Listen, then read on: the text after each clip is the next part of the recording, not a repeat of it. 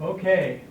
Well, I want to welcome everyone who came out in this very cold, snowy Miamisburg weather in order to get a presentation of importance to our Mound Cold War Discovery Center. And that is, we're pleased to have Padraic Benson from the DOE Office of Legacy Management, who's going to tell us about their program and play. So I'm very welcome, Padraic, to stay over and give this summary talk, and let's you get started. All right. Thank you, Bob. And can everybody hear me all right? All right. Well, thank you again for the opportunity to come out and share a little bit about the Office of Legacy Management of the Department of Energy. That's who I work for. How many folks here are familiar with the Office of Legacy Management and what we do? So most folks. Hopefully some of what I have to say will be new. I'm always learning new stuff about legacy management. And I've got a couple co-workers here as well.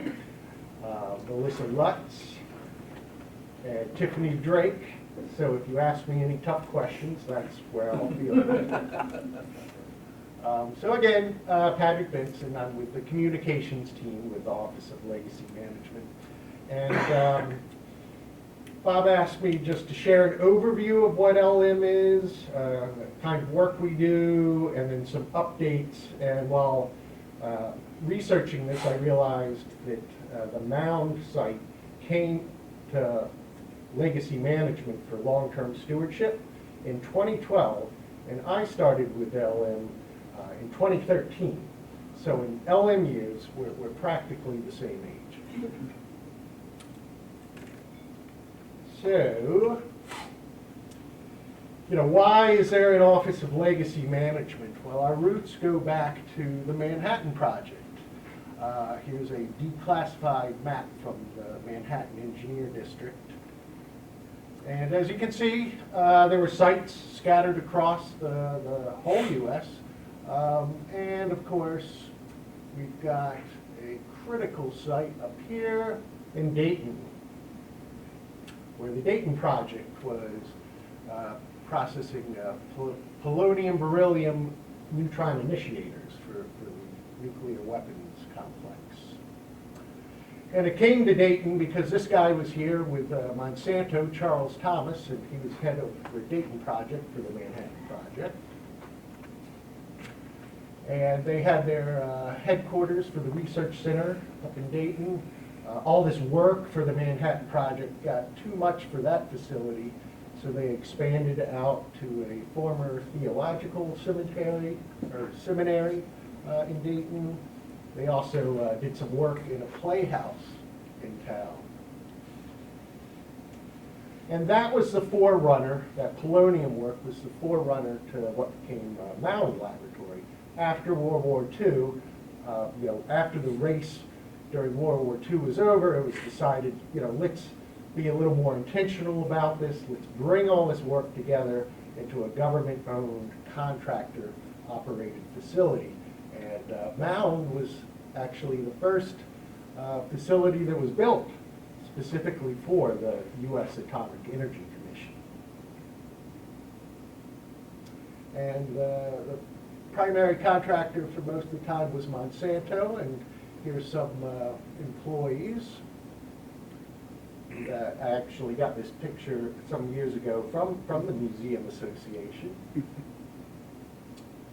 So one thing to remember is the nuclear weapons complex during the Manhattan Project, during the Cold War, involved a lot of sites. This is just a few of them, not all by any stretch. Hundreds and hundreds of sites. Involved everything from mining and milling, getting that uranium. A lot of that work happened out west.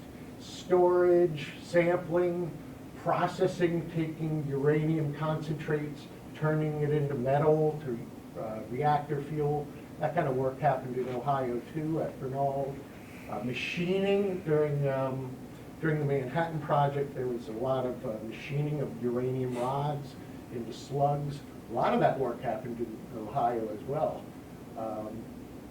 Hamilton, Ohio had Herring Hall Marvin Safe Company, and they machined these uranium rods into slugs during the Manhattan Project. Reactors, enrichment, weapons testing, research. So a lot of sites were involved in the nuclear weapons complex.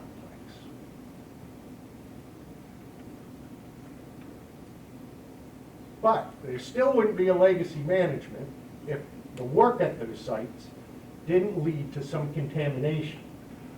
So here we have a leaking drum at the Rocky Flat site. This is, I think, taken in the 1950s. Here's some more drums at Weldon Spring. Bernal in Ohio, more drums. During the 80s, I think Rusty Drums was DOE's mascot. We also have uranium mill sites that we look after. It's hard to tell in this black and white photo, but this whole white, huge hill, that's a waste product from milling for uranium. It's called tailings. It's kind of a sandy soil, or a sandy material. So that was out there. Here's another of a mill site that we look after today. This one's in Grand Junction. One thing about some of these mill sites, like the one in Durango here, the one in Grand Junction, you know, during the 50s, 60s, it wasn't a concern, these tailing piles. People thought of it as free sand, right? So a lot of material was used as backfill around utilities, around other structures. Not a concern at the time. By the time you get to the late 50s, 60s, definitely 70s, you get concerns about tailings, about the rusty drums. Some of the things that raised concerns were like the Greater St. Louis Citizens Committee for Nuclear Information. They had this program where they would ask people when their kids lost their baby teeth, send them in and we'll check them for strontium-90 to see if children were uptaking fallout from nuclear testing. And then Rachel Carson, her book came out in 1962, Silent Spring. Everybody familiar with that book? It's pretty much credited with really kick-starting the modern environmental movement as we know it. So a lot of concerns started popping up about contamination, and you start to see environmental laws and programs being passed. Here in red are some of the programs and laws that the Office of Legacy Management in particular follows. We have the formerly utilized Remedial Action Program, FUSRAP. We have some sites that are under the Resource Conservation and Recovery Act, Surplus Facilities Management Program, that's now the D&D program, the Uranium Mill Tailings Radiation Control Act, the uranium mills that I was talking about, and CERCLA, kind of Superfund, that's the Mound Site falls under CERCLA. So you get a lot of environmental laws and programs. Now, before I go on too far, it helps to explain, you know, how do we wind up with DOE? So, like I started with, we started with the Manhattan Project. After the war, it was decided to take responsibility for nuclear weapons production away from the military, put it with a civilian organization, the Atomic Energy Commission, and that lasted for about just shy of 30 years, and it was decided to split the Atomic Energy Commission into two organizations, one that would do energy research, weapons production, the Energy Research Development Administration, or ERDA, and then it split off from the regulatory function So that went to the Nuclear Regulatory Commission. And then ERDA didn't last very long because of the energy crisis of the 1970s. It was decided, let's pool all these different energy-related programs that are happening throughout the federal government into one departmental level agency. So that's when you get the Department of Energy in 1977. So back to our story of how legacy management got here. So we had all the work done for the weapons complex that resulted in contamination, and then the contamination became an increasing concern. So in 1989, the Department of Energy stood up an office, a program specifically dedicated to cleaning up contamination from the weapons complex. So this was in part to avoid kind of that conflicting priorities of building weapons and cleaning up after the building of weapons. This organization strictly, 100%, aimed at cleaning up contamination. And today it's been renamed the Office of Environmental Management. So they do this active cleanup. They get down there, suited up, and they take care of all those drums we were looking at. So they came out here, did active cleanup, tearing down buildings, moving dirt, out at Mound, out at Frederick. A lot of cleanup work at Weldon Spring, Rocky Flats. That's where I'm based out of, the Rocky Flats area, kind of near Denver. So the Office of Environmental Management focused on cleanup. Get in there, clean it up. As they started to make progress, people in the communities and others started to think, some of these sites, they'll be cleaned up. There will be agreements reached with the U.S. EPA, state regulators on, this is in a good state. It's protective of human health and the environment. But there's still some residual contamination. Who's going to look after that to make sure everything's, staying protective? Because the Office of Environmental Management, they're so focused on active cleanup. Who's going to stick around after the active work is done? Well, the Office of Legacy Management will. That's why we were stood up. So our job, we aren't doing active cleanup. Our job doesn't have a schedule with an end date. We're here for the long haul, making sure that the sites remain protective of human health and the environment. And you can see when we stood up, had about 55 sites. A lot of them out west were those uranium mills, because that's where a lot of uranium is in the U.S. In the Northeast, Midwest, more of the industrial sites, like the machine shops, like the Mound laboratory here, but that Mound didn't come to us until later, so let me not get ahead of myself. In 2009, we had increased to 84 sites. 2019, we hit 100. And today we're at 103 sites. So this is, you can think of it as a measure of progress of how much cleanup has occurred in the past 20 years. We went from, 50-some sites to 103 sites have been cleaned up and are now in a state of long-term stewardship. All right, so that's kind of the backstory of how we wound up with an Office of Legacy Management. So I'll get into a little bit more about, what is the Office of Legacy Management. So our mission is to fulfill the Department of Energy's post-closure responsibilities and ensure the future protection of human health and the environment. So, does anyone know what post-closure means? Turning it back over to the local community. When it is post-closure, that's one option that can happen. Yep.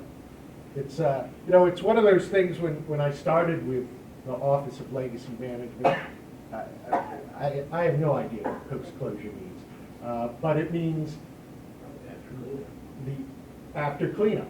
So it's not simply the closure of the active production plant or the active uranium mill, but it's also the closure of the active cleanup. So after all that active work is done, it comes to the Office of Legacy Management. And here are our goals. Goal 1, our number 1 goal, the reason we exist, is to protect human health and the environment. That's the primary goal of LM. We also preserve records and information. Some of these sites have been totally cleaned up, free release to the community, to private owners. You can do whatever you want with them, no residual contamination, but it's still important to hold on to those records because I think, the nature of what we do, people may very well have questions of, was this cleaned up? What kind of work happened here? 10 years from now, 20 years from now. So it's important to keep records. We also guarantee contractor workers retirement benefits for some of the retired workers. Goal 4 is to manage and optimize use of land and assets. Find ways to put these resources that served our country in the weapons complex back into some kind of beneficial reuse.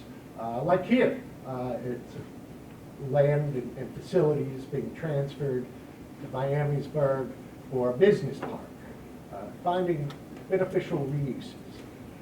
Goal 5, sustain management excellence.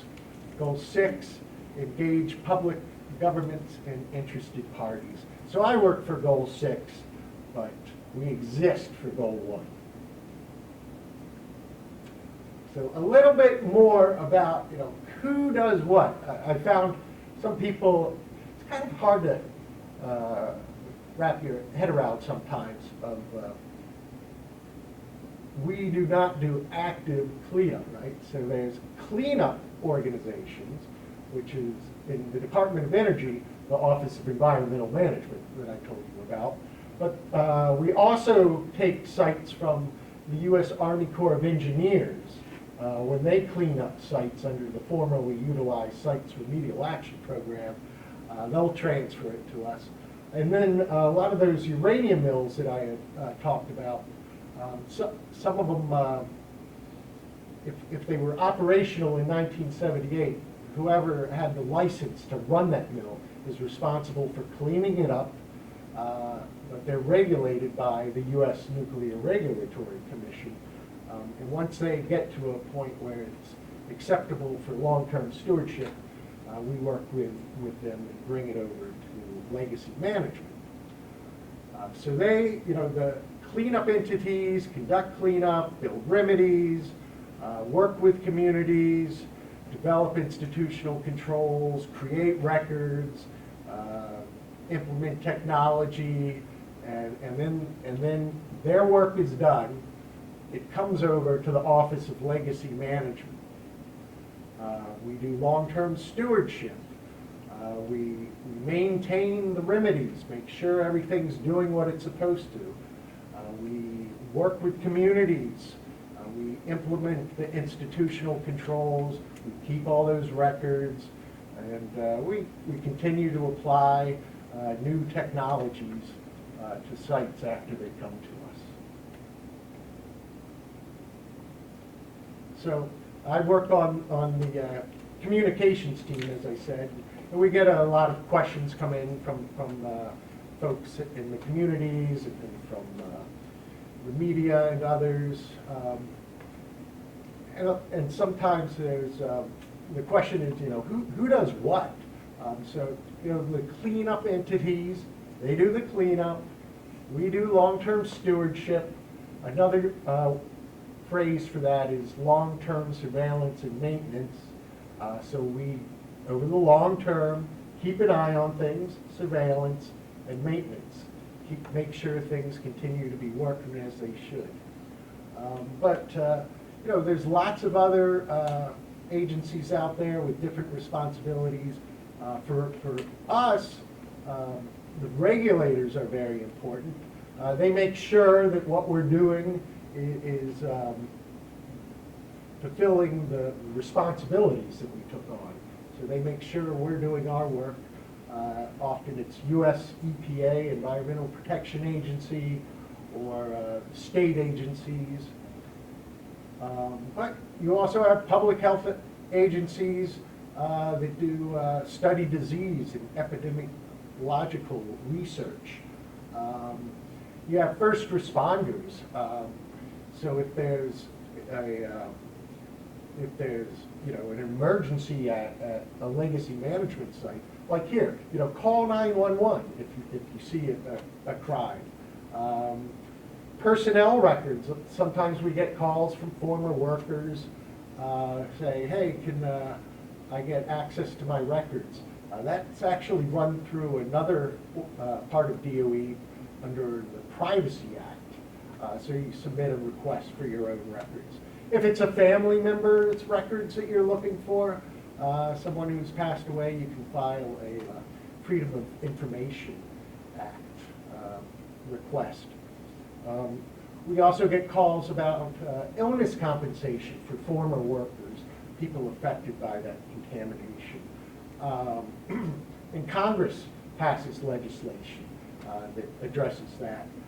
For Mound and other sites, the Energy Employees Occupational Illness Compensation Program Act, EEOICPA, that provides compensation to folks that were exposed at certain sites that have suffered certain illnesses.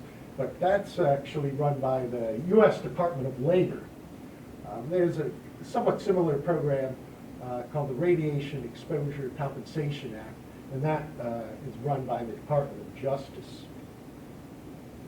And then enforcement of environmental law, if people are dumping waste or things like that, there's federal, tribal, state, local law enforcement that can respond to that. Which is a long way of saying, the Office of Legacy Management, we don't carry guns, we aren't enforcers.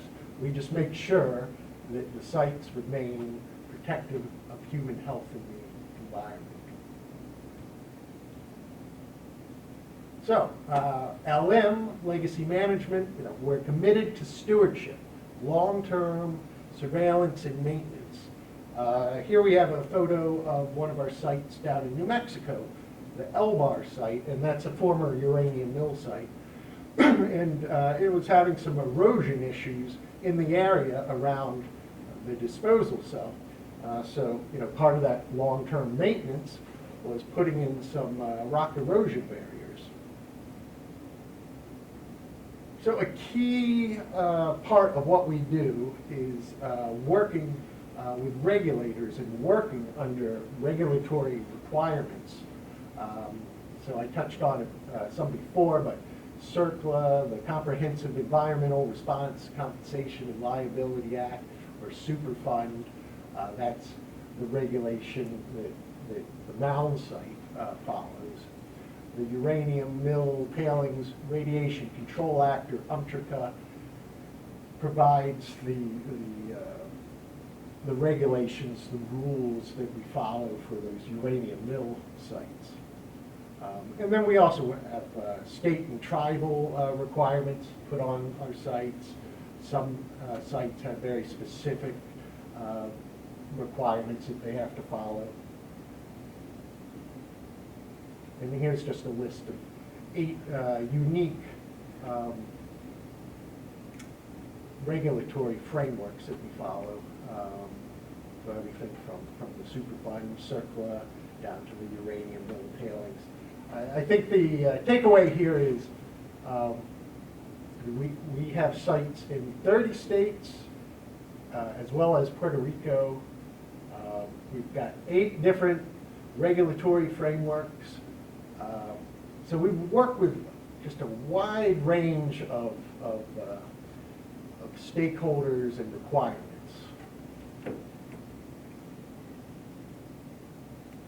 And what do we do? You know, what's long-term stewardship? What's long-term surveillance and maintenance? Number one, it's making sure that the sites remain protective of human health and the environment, continue to do what we made a commitment to have them do, and continue to meet the expectations of our regulators. So we go out and we do site inspections to see if the site is all in good condition. We do maintenance if necessary. We do a lot of water monitoring. We also do asset management if we have any assets on site to make sure that they're in good condition. Again, records management, institutional controls, stakeholder engagement like this. And then sustainability improvements, and again, beneficial reuse, that idea of, you know, these sites made a sacrifice to the nation, to the nation's defense under the weapons complex. You know, how can we make these sites beneficial to the communities? Some more things, you know, challenges we deal with. You know, why, you know, if nothing had changed, if everything was static, you know, there wouldn't be need for long-term surveillance and maintenance. But, you know, over time, we've run into erosional challenges, so we address those.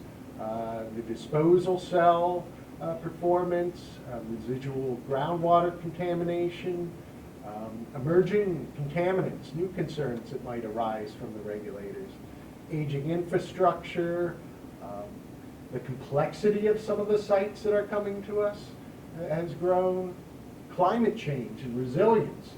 You know, as we face different weather patterns, as we face -4 temperatures in the morning when I come out to visit you guys, you know, how do we address these challenges? We did that just for you. I appreciate it. It gave me a very, very cold welcome.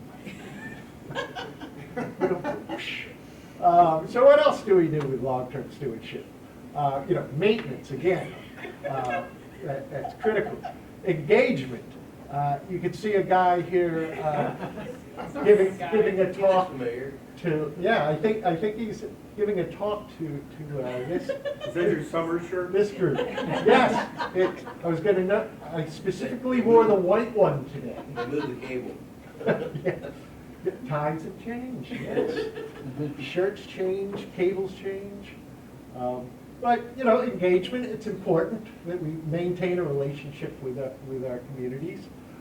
So every 6 years when Bob gets desperate, I answer the call. You're still alive. But also, you know, we're always implementing new technologies. One neat thing is we now have an aviation program for aerial surveys. So before, you know, we would have to manually walk these sites trying to see, you know, what's happening out there. Now we can send unmanned aircraft drones to kind of survey and do LiDAR, it's called, really, really high resolution surveys. Again, groundwater monitoring. You know, we have any, you know, we're the people that look after all those yellow poles you see. Institutional controls, you know, what does that mean? Sometimes people wonder. It can mean a lot of different things, but here's a picture of a no trespassing sign that serves as institutional control, and then there's a monument in the ground explaining what's at the site. And again, we're always looking for new technologies, way to do our jobs more effectively, more efficiently. So here's a solar-powered facility that's able to blinker stuff. Transmit information from the site.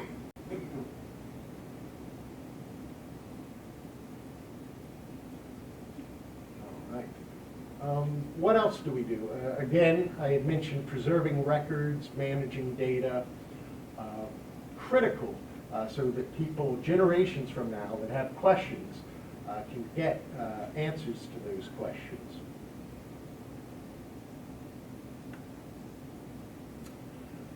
Land and infrastructure management, little known factoid, or at least I didn't know it before, but the Department of Energy is the second or fourth largest land management agency in the federal government.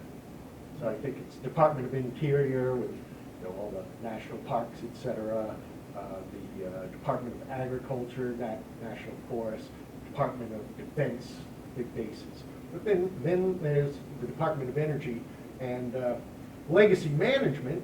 We manage a fair amount of land. Some land is still owned by DOE, about 1,300 acres, give or take, at this site, Rocky Flats, Colorado.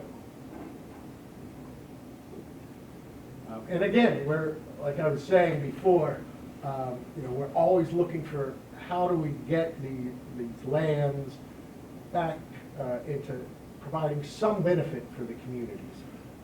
So beneficial reuse is a key goal, and we get creative.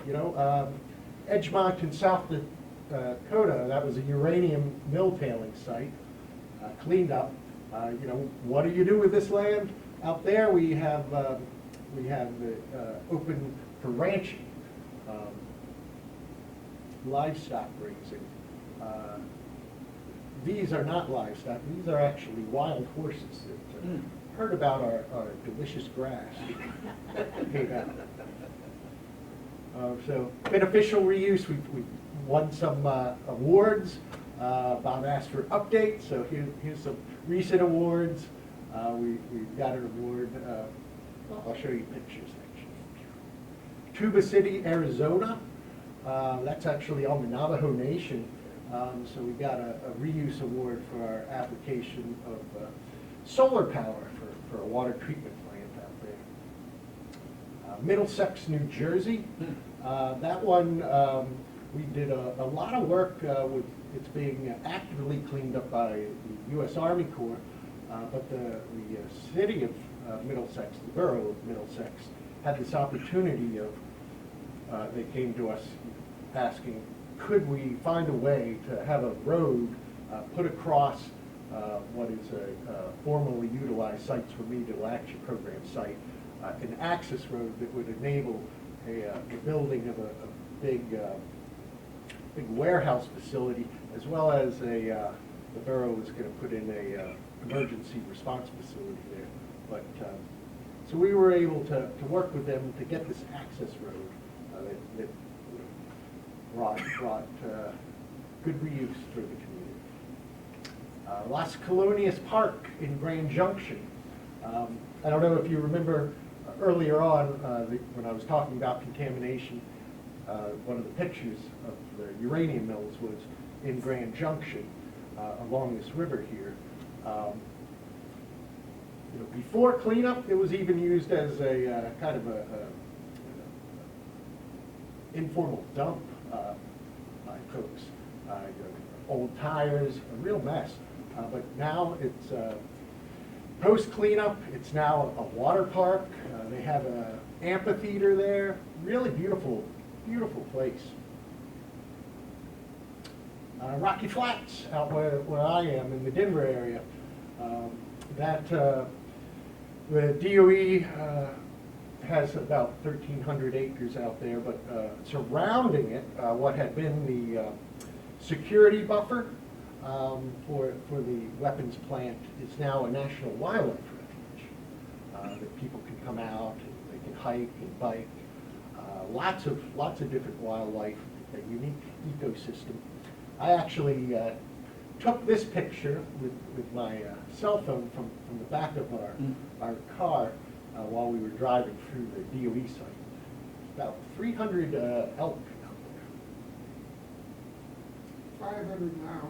500 now? Yeah, They multiply. they do. You know, it is an interesting thing about change over time.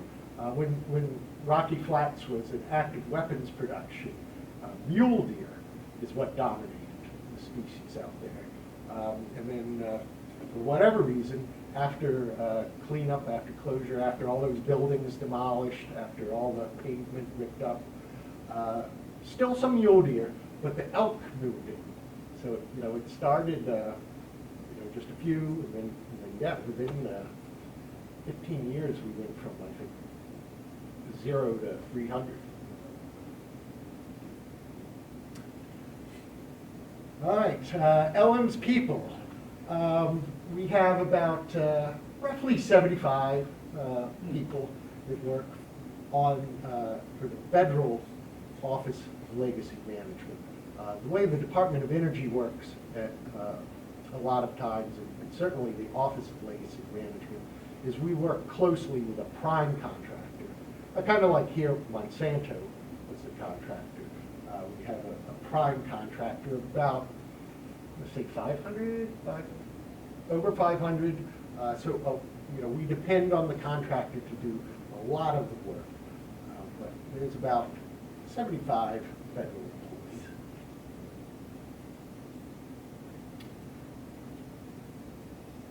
This is a randomized selection of the photo, but you've got me and you've got Tiffany.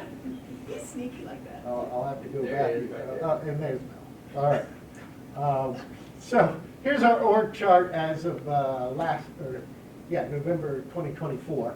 And I was thinking when Bob was like, give me some updates. I was looking at this and I was like, well, what's changed since 2012? What's changed since I've been here? When the organization stood up, there was a deputy director, but it was vacant at the time that you guys came in. So that's kind of new. We have a technical director that does a lot of work with international folks. That's new. The education, communication, history, and outreach team. That's the team that I'm on.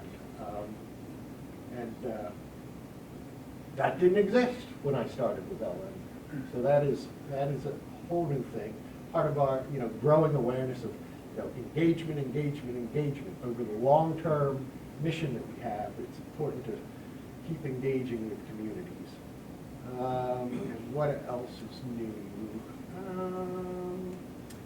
So we have different environmental teams. Environmental Team 1, they look after a lot of those uranium mill sites. Environmental Team 2, they look after the CERCLA, Superfund sites, the formerly utilized sites remedial action program. They were here when Mound came to Legacy Management. But Environmental Team 3 is a new one.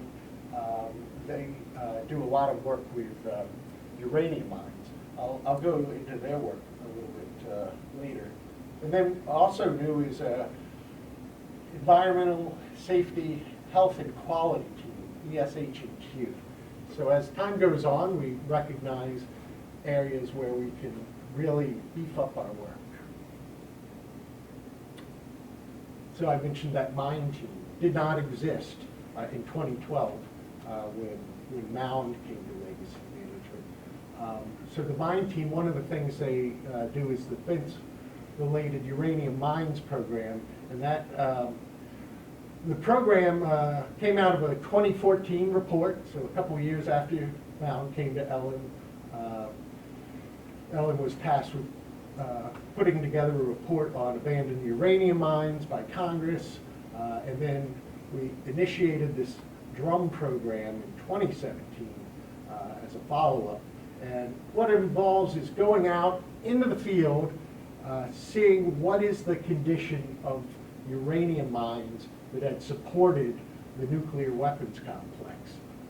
When the program began, it looked like over 4,000 mines across 19 states that would require getting on the ground, getting an idea of what's out there. These mines are on federal lands, state lands, tribal lands, private lands. They are way out there, a lot of them, very remote. And some, what we found is some present physical hazards. So it's not radiological hazards, it's the physical hazard, the risk of falling into a hole. So here's a team, you can see, pretty remote. A lot of hiking involved. Got to enjoy your outdoor hiking to be on a drum team. Is that part of your 75 employees you see right there? Yeah, there would be, in this picture, there would be, now that's a good question. So most of the drum team would be the contractor, part of that 500 some, but often you'll have a federal, one of the 75, join for oversight. They all have their backs to me, so I'm not sure. And they still have their backs to me.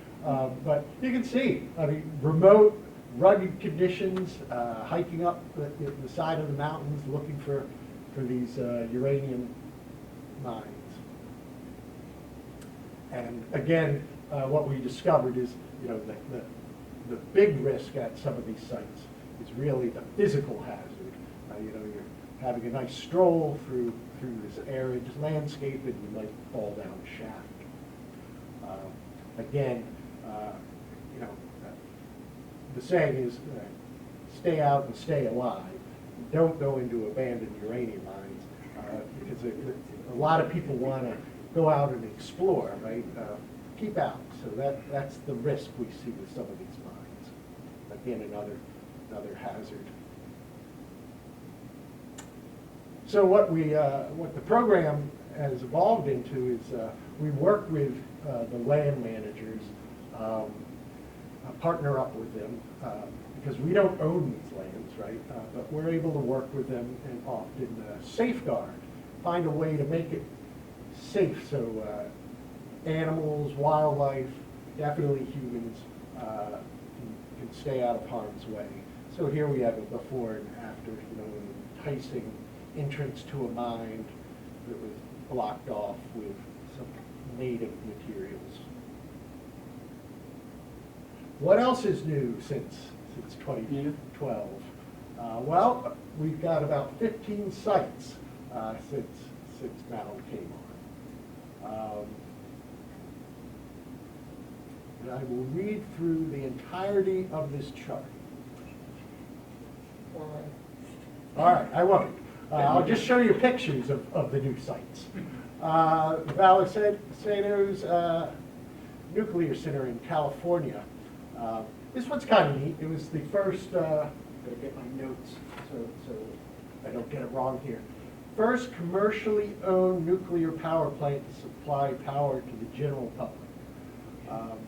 That's not why it came to us. It came to us because in the 60s, 70s, they did some research for the U.S. Atomic Energy Commission. So cleanup from that research and records of that cleanup came to us for safety. Sort of like Piqua, Ohio, Yeah, kind of similar. A difference is Piqua was, or is, the residual contamination is DOE owned. Well, that's true about a lot of our sites, all our sites.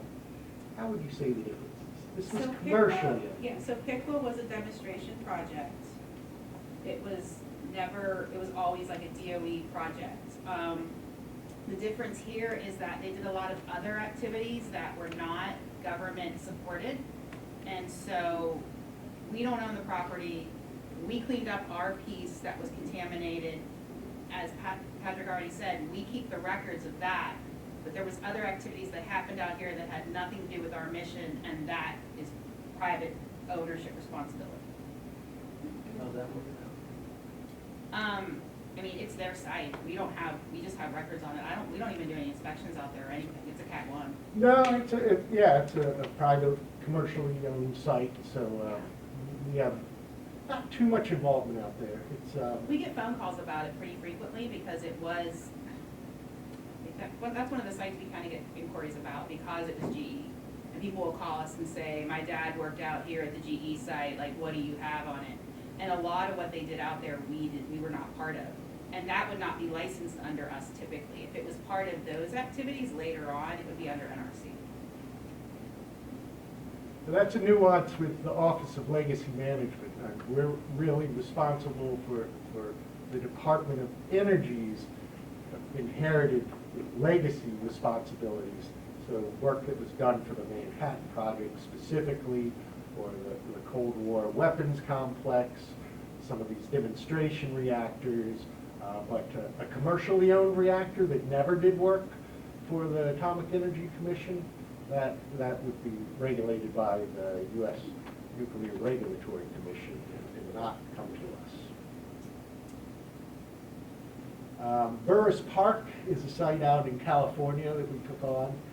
This one's kind of interesting. It was studies were done to see how to remove strontium-90 fallout, basically, from cropland soils.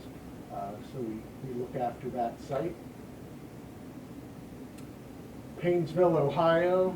That one was they did magnesium production for the federal government, but at one point they received, let's see, it was in the early 50s, they received some metal for processing that had been radiologically contaminated.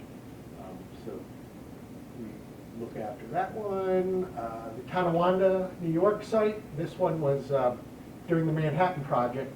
They did a lot of processing of uranium concentrates that came out from the west, would come up to New York State and get processed in the process of developing uranium metal, which happened at a kind of a sister site. But this work went to making reactor fuel during the Manhattan Project. The Attleboro, Massachusetts site, that site was a privately owned. The couple had some property and they made it a landfill, and they started accepting industrial waste. And then it turned out that they accepted some wastes that were from nuclear fuel production. So it became the responsibility of the Department of Energy to make sure that the site would get cleaned up.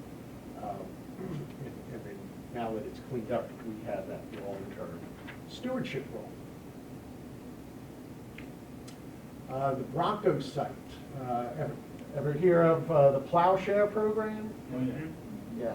So the idea of using nuclear devices for different for canals and whatnot. Yeah, we'll get to canals actually. Civil works projects, but so the Bronco site was part of plowshare. So a lot of plowshare site, the plowshare program looked at doing projects at, 160 some different sites. The vast majority did not have a nuclear device used at the site. They were either just looked at on paper, and the project didn't develop to the stage of using a nuclear device, or they used non-nuclear explosives, standard explosives to test things like fracturing, to see, to kind of do research before you sink the major investment of a nuclear detonation. So that was the Bronco site. Didn't use nuclear weapons at the site, but they prepped the area for a project that was later called off. But it's helpful to maintain these records for sites, particularly where there's physical evidence of some activity that happened out there, because people might have questions down the road. And you know, if there aren't answers readily available, you know, imaginations can run wild. So it's helpful to know what happened at these sites. I mentioned a lot of them, nothing happened at the location. So those, we have all those records bundled together. So if those questions come in, we can answer them. The canals, pre-gondola and trencher site in Montana. This was using conventional explosives, but as the geology, my understanding, is similar to what is down in the Isthmus of Panama. So they did some tests, conventional explosions, to see, what would it look like if we used the same yield using nuclear weapons down in Panama. Again, non-nuclear, and then again, nothing occurred down in Panama. Pre-Schooner 2 site in Idaho. This one, again, kind of testing the geology. Before sinking the investment of a nuclear device, they wanted to test how a certain geology cratered using conventional explosives. This is on BLM land, so people can go hike out and they see this massive crater in the ground. So it's helpful to be able to have records of this is why there's this strange crater out in the middle of nowhere. We actually put up a sign out there so that people hiking or camping can read about what's out there, and not that it's an alien aircraft that crashed. Utah site, again, another one of these plowshare sites. No nuclear devices were used out there, but some prep work had been done. The Windsor site in Connecticut. This one was, this one processed, let's see if I get it right, uranium and thorium. No, I got that wrong. It fabricated fuel elements for AEC, and as well as sub-assemblies for submarines. So when that, again, active cleanup, when that was done, it came to us in 2019. Colony, New York, that site, this one's kind of neat. It's been an industrial site going back into the late 19th century. It started out as a toy factory, making wooden toys, I think tops and dominoes, things like that. So it had been an industrial site. Later on, during the Cold War, National Lead was out there, and they did some work with uranium and thorium out there. So it became DOE's responsibility to have it cleaned up. It got cleaned up and transferred to Legacy Management for long-term stewardship.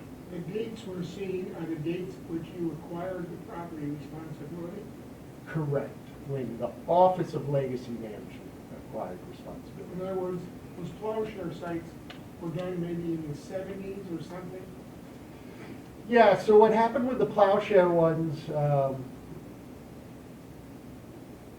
there's no straightforward story with anything legacy management. We always say everything comes with an asterisk.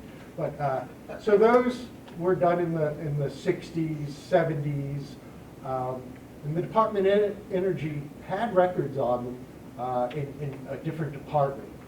Eventually, I think they wound up with the Office of Environmental Management. Then in 2019, at the headquarters level, there was the realization, hey, this fits with your organization a lot better than our organization. You're there for the long term. You're, looking after records for decades and centuries. That's what you guys do. So why don't you take responsibility?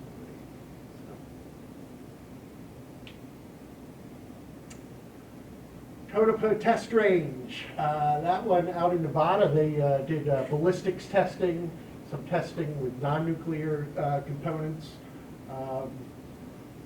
And the important thing about the Tonopah Test Range is that it also has wild horses.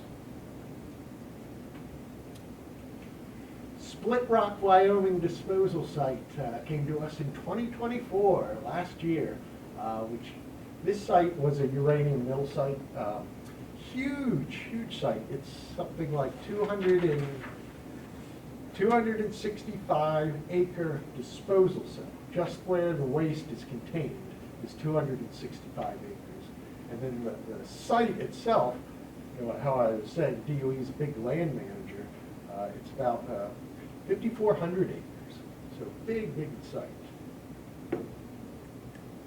And then in Tonawanda landfill, the most recent site that came to Legacy Management for long-term stewardship. This was a landfill that in the past had been contaminated by waste that, from the Tonawanda site that I had talked about that had supported the Manhattan project. So, you know, we're going to keep growing as more sites get cleaned up. We're expecting 136 by 2034. So just some numbers to give a sense of what Legacy Management does. Over 18,000 acres of land in long-term stewardship that we own. 103 sites across 30 states in Puerto Rico. Almost 5,000 groundwater samples taken in 2023. In a few weeks, I should have the 2024 numbers, so if you want, get back to me. Over 3,000 surface water samples, so a lot of water sampling. Almost 700,000 numbers of miles traveled to do our long-term stewardship work. And over 300 site inspections or field visits in 2023. And then records, I was saying how critical that is. In Morgantown, we have a facility out there that has 85,000 cubic feet of records in-house. So that gives some sense of the type of work we do and the volume of work we do. And we'll keep on doing it and doing more. We'll be proactive as we move forward. We'll keep working with our communities. We'll keep working with our contractor to make sure that our sites remain protective of human health and the environment. And that is my presentation. I think your name should be the Office of Manhattan Project Cemeteries, non-human. You know, that's, I think we let that pass. we like our acronyms and Not that one. yeah, we like it 2 letters, so that's how we LM.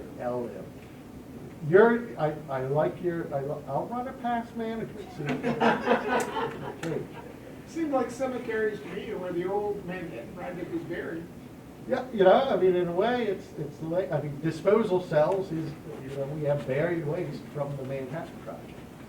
Well, thank you, Padraic. I mean, it really wasn't like, Thank you. any other questions that you want to cover? Can you take questions? Yeah. So as I talked to you before you started, so I left OECM and worked very heavily with the EM. Can you put your slide 74 up, which is your future through 2034 there? That one you just had, there it is. So I spent a lot of time for over 7 years at Richland and Savannah River. Mm-hmm. And I'm thinking by now, it should be on the map, but it's not. I very well knew I was working with EM and not Ellen. But when does the site eventually, how long does it take? I mean, Richland and Savannah River have been going on for apparently multiple decades. Yep. When does the site get to you guys? You know, that's a great question, and I think it, you know, it varies site to site, the complexity of the site, the nature of the contamination. They're both multi-billion-dollar projects. Yep. So, and by the time I got to them, they had already been for over 10 years. One thing about legacy management to keep in mind is remember we were talking about post-closure responsibilities. So a site won't come to us until there's no active mission. So Savannah River has some active mission. No active cleanup, that's an active mission. So until it's fully cleaned up, the regulators are all on board of it's in a condition for long-term stewardship. And that's the entire site, not just building. Correct. That keeps it, keeps folks from stepping on each other's toes, right? So when a site is fully ready for long-term stewardship, it all comes to us. If there's an active mission, like take Los Alamos National Laboratory, there's an active laboratory, right? So even though EM cleans up sites within that laboratory, they won't come to us for long-term stewardship. They'll stay with the active program for long-term Well, stewardship. what you're telling me is, thinking of the sites in my mind where I spent so much time, you don't take off a portion of the site once he is done with it. You wait for the whole thing or nothing. Correct. Okay. Okay, any other questions? Jackie? Other than the mound, what's your favorite site? Other than the mound, what's my favorite site? You have to have been there. And I have to have been there. I haven't been to all 103, full disclosure. Gosh, you know, it's like they're all my children. You know? And one thing I found really neat with this job is, I mean, truly, each community, each site is unique. You know, it's not like a cookie cutter thing. You know, they all supported the Manhattan Project or the Atomic Energy Commission, but other than that, you know, very unique, so different. Which one had the best entertainment? Silence. The best entertainment?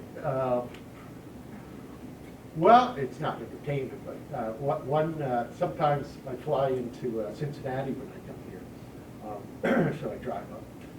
And sometimes I'll swing by Hamilton because we have a site in Hamilton that not DOE owned anymore, privately owned, cleaned up, and it's now been repurposed. They have a gas station with a little market there, so sometimes I'll stop there so I can say that I bought some junk food out in Helen's site. What a diplomat. Okay. Thanks again, Patrick. I mean, it really was enlightening to see the breadth of what legacy management did, because we see kind of one aspect of it.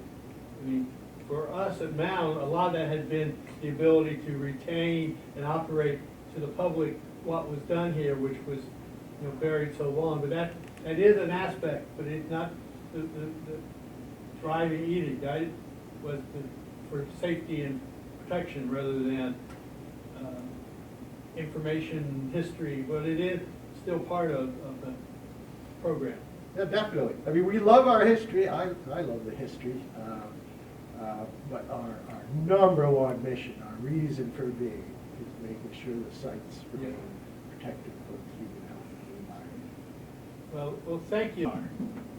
Just so we will send out an announcement when we get things done, but otherwise, be careful going home when it's cold and icy, but all the best. Thank you. Thanks.